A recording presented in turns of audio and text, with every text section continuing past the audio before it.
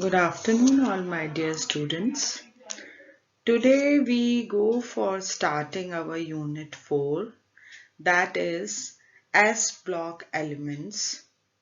The Unit 4 consists of two parts, the S-block elements and the P-block elements. So here I brought you in front of all the lecture on S-block elements. So in this lecture, we are going to learn the introduction of the S-block elements, their important physical properties, specifically like atomic size, ionic radii, ionization energy. Some of the properties we have learned in the second unit. What's the property meaning in the periodic table? So specifically for the S-block elements, we learn its physical properties.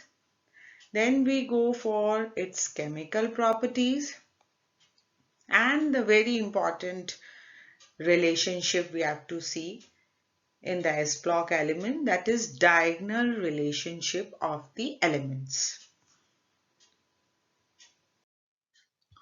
Now we come to the chemical properties of the S-block elements. The first property, chemical property, is a flame test. When we ignite a metal, and we go for the ignition under flame. So what we have seen, so that is the flame test. We can understand its chemical property behind. In group 1, the size is greater and the ionization energy is lesser. If we talk about group 1, the size is higher and ionization energy is less. So on heating with the flame, the ions in the valence shell jumps to the excited state. Energy is very less required for the group 1. So with the lesser heating only, it jumped to the excited state, and when the electron return back to the ground state, they show the color. So which type of a color you can remember? That is lithium. We can remember as a lipstick color, that is crimson red. Sodium, which is related, can be as a golden yellow related to the sun. Potassium, that is, we can understand by potassium, that is of K, and V for violet. Rubidium is red violet and cesium is C color, that is blue. So when undergo flame test, the alkali metals with the lesser heating gives the various colors. Alkaline earth metals also give the flame test, and we have a beryllium and magnesium that they are white in color. Calcium is of brick red, strontium crimson red, barium apple green and radium red. So it also gives the various colors, the alkaline earth metals. The next important chemical property is reaction with oxygen. So three type of the products is formed when the alkali metals or the alkaline earth metals combine with the oxygen or react with the oxygen. It forms oxide, it can form peroxides, and it can form superoxides. So three type of products can be obtained when the metals react with the oxygen. So here the group 1, lithium, sodium, potassium, rubidium, cesium we are seeing. So lithium always form when react with the water, it form oxide. Sodium form peroxide. Potassium, rubidium and cesium form superoxides. How can you judge that it forming the oxide or it is forming peroxide? By its valency. If one oxygen atom is having -2 valency, then it forms, means the product is oxide. When one oxygen atom is -2 valency, the product is oxide. If one oxygen atom is having -1 valency, if we go for two oxygen atom, it becomes -2 for peroxide. If we are comparing only one oxygen atom, means only one -1 valency, -1 charge is there, then the product is peroxide. And for superoxide, we can understand when one oxygen atom is having -half, or two oxygen atom become -1. So if in the product the valency of oxygen atom is -2, one oxygen atom is having -2, it is oxide. One oxygen atom is -1, it is peroxide. One oxygen atom is -half, that is superoxide. So lithium form oxide, sodium form peroxide, potassium, rubidium and cesium form superoxides. Understood? So we have all the three products formed by the alkali metals. When we are having these oxides, peroxide and superoxide, where the alkali metal simply react with the oxygen. If the reaction takes place with the liquid ammonia and oxygen, in the presence of liquid ammonia, if the oxygen reaction is taking place, so all the alkali metals in this condition form oxides. Means lithium also forming oxide, sodium, potassium, rubidium, cesium, all the alkali metals form the oxides. Means oxygen -2 valency. Simple oxygen reaction, if it is taking place, oxide, peroxide and superoxide, three products are formed. But when the reaction is taking place in the presence of liquid ammonia and the oxygen, always all the alkali metals forms the oxides, and these oxides are basic in nature. How you can understand why they are basic in nature? Because they are donors. They have the capability to donate the electrons. The whomsoever the capability of donating the electron is there, they are basic in nature. The accepting the electron capability, that is acidic in nature. That's why these oxides are basic in nature. Here you can see one example of oxide of lithium when combined with the acid to form lithium chloride. It is having the capability to donate electron and form salt and water.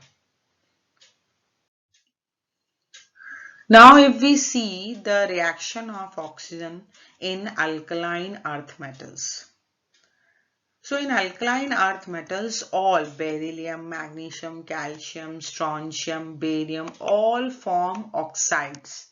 No peroxides, no superoxides are formed. They all are forming the oxides. All these oxides are, when go for heating at 500 degrees centigrade, it can be converted into peroxide. And if we heated more than that 500 degrees centigrade, that is up to 700 degrees centigrade, it is converted into superoxides. Here you are able to see, here I have taken the example of beryllium oxide. So generally with the reaction with the oxygen, it forms beryllium oxide. But when we heated this beryllium oxide at 500 degrees centigrade, convert into peroxide, BeO2.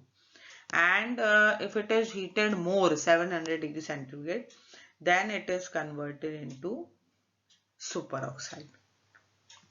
That is, superoxide is Be2O. You are not able to see, that is Be2O. So what's the nature of the oxides of alkaline earth metals?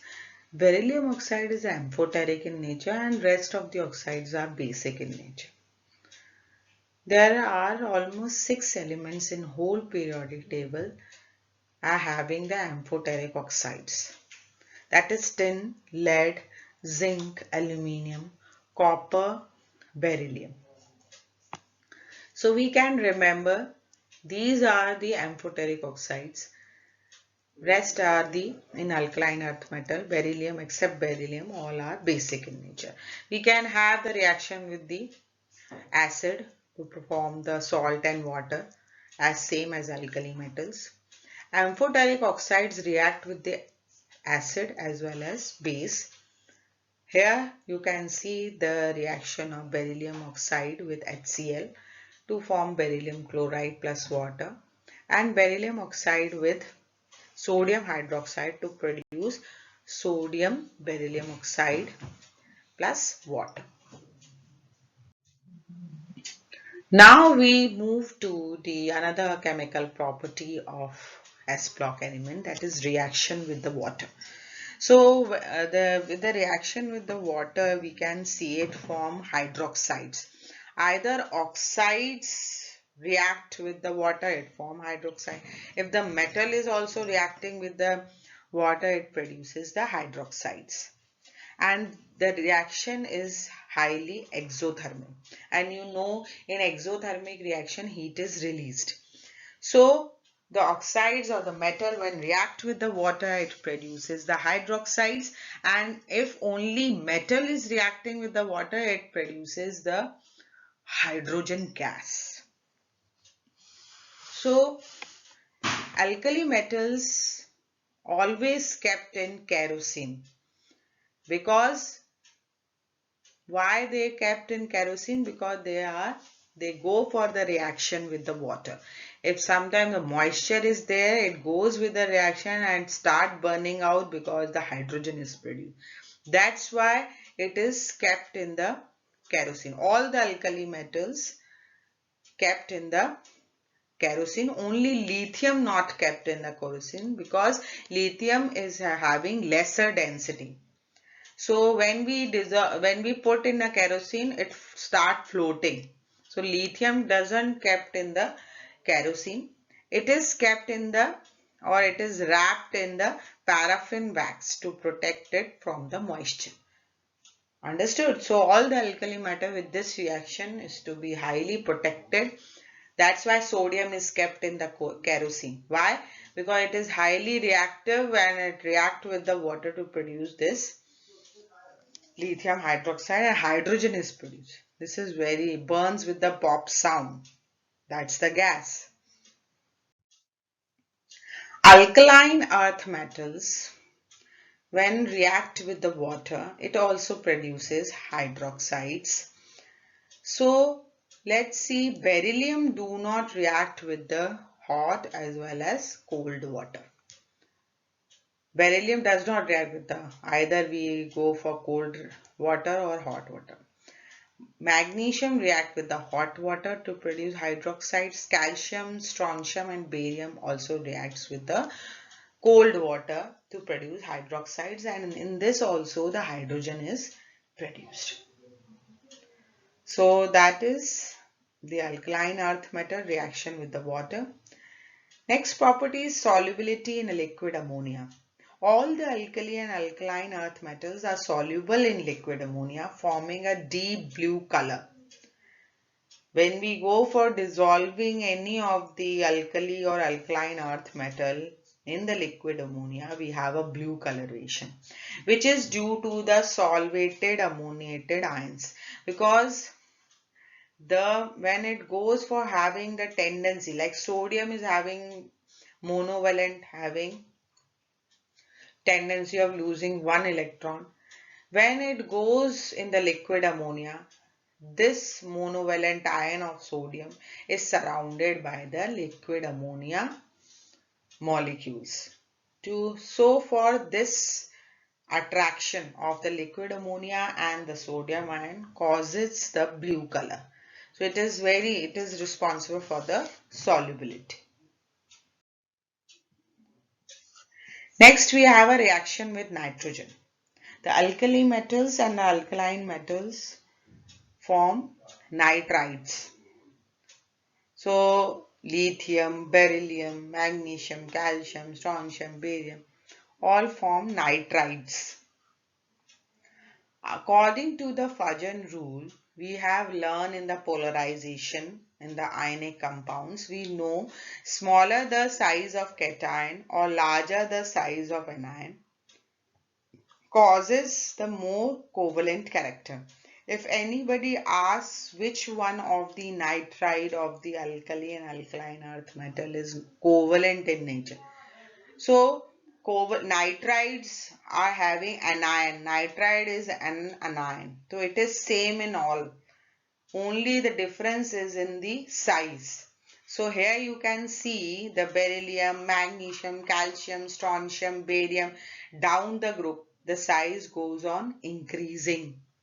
So size of the cation, if it is larger, lesser covalent character is there.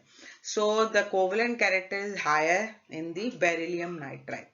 Beryllium nitride is having more covalent character than magnesium, calcium, strontium and barium. So according to the Fajn rule, depending on the smaller size of the cation, we can understand its covalent character.